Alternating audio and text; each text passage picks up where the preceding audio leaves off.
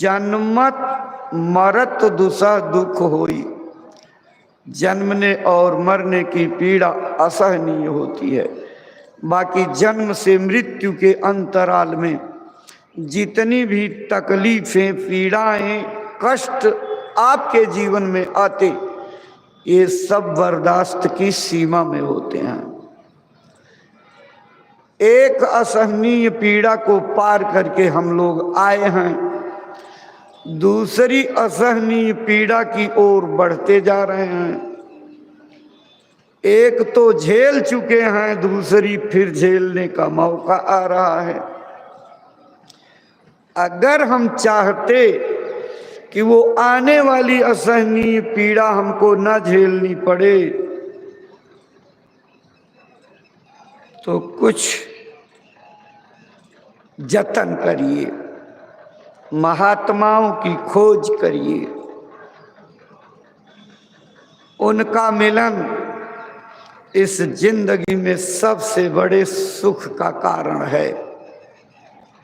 रामायण में भी यही बात, जब काकभूषुंडी से गरुड़ ने 7 सवाल किए, उसमें से एक यह भी सवाल था।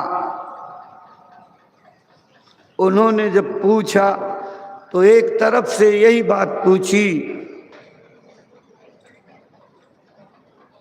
सबसे दुर्लभ कौन शरीरा,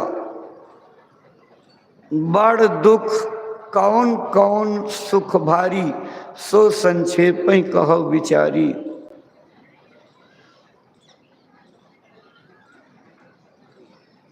उन्होंने सुख और दुख के बारे में बताया। न ही दरिद्र सम दुख जग माही। दरिद्रता का मतलब गरीबी नहीं, निर्धनता नहीं। दरिद्रता का मतलब होते हुए भी न खुद के लिए उपयोग कर पावे, न दूसरे की सेवा में खर्च करे। कंजूस, कृपण व्यक्ति की आंतरिक दुर्भावना को दरिद्रता कहते हैं। दरिद्रता के समान कोई दुख नहीं, और संत मिलन सम सुख कछु नाही। संतों के मिलन के बराबर दूसरा कोई सुख नहीं है। इसीलिए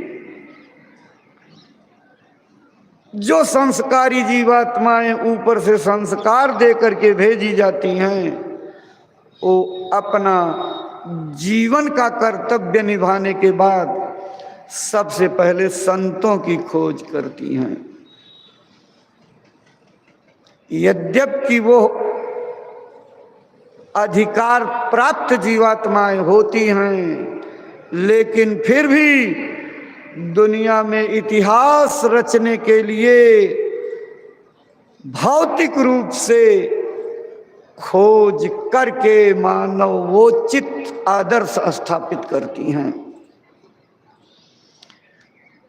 चाहे गोस्वामी जी रहे हों, चाहे मीरा रही हो, चरणदास नानक रहे हों, अन्य कोई रहा हो, लेकिन सब ने उस प्रभु को पाने के लिए संतों की खोज की।